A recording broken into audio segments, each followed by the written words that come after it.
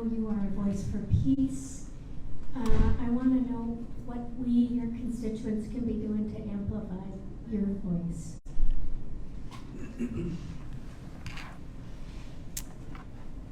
Talk to your Minnesota neighbors.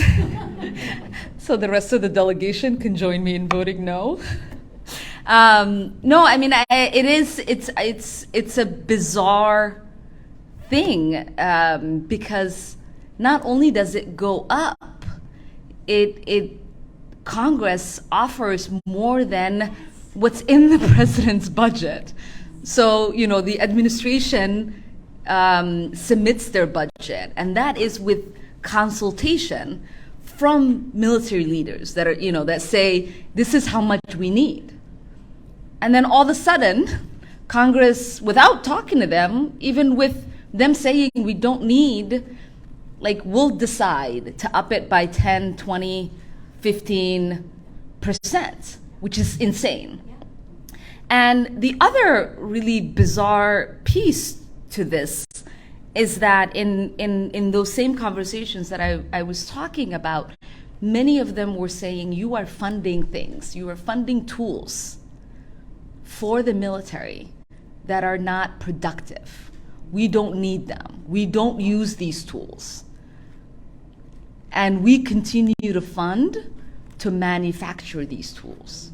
And that happens because you have members of Congress that either have these factories in their districts, and so it becomes a way to create employment, or it becomes a thing of pride for that community that these weapons are being produced there.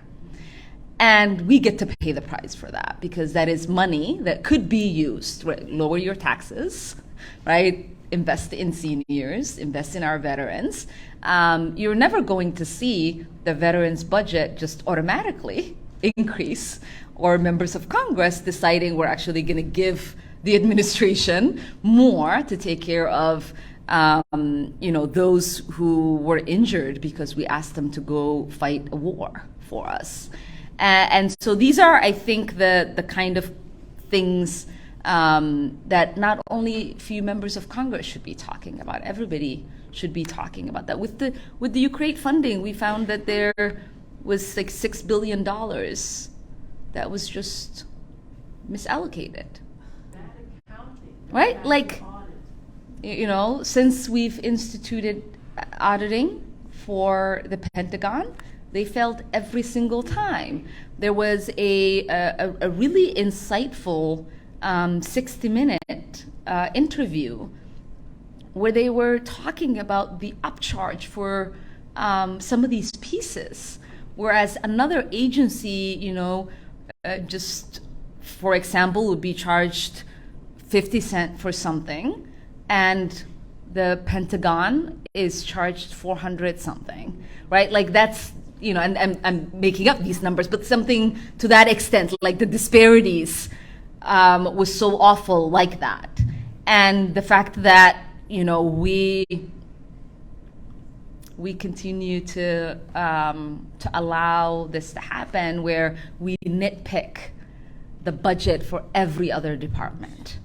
You know, I sit on the Education and Labor Committee. You should hear some of those conversations. They drive you insane, right? Like, I mean, they're going after, you know, $20,000 here, $100,000 there, and nobody bats an eye when $6 billion disappears.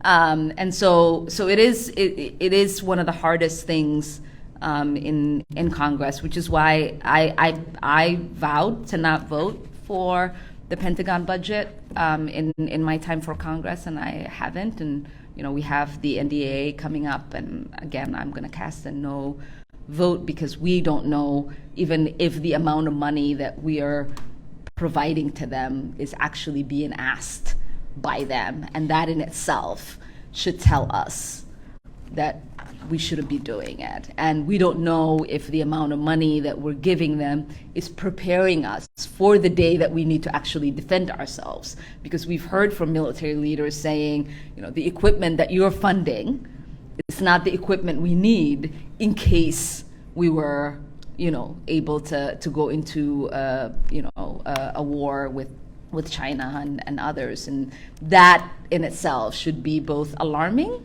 and scary for all of us. So that sounds like a happy note to end. But thank you.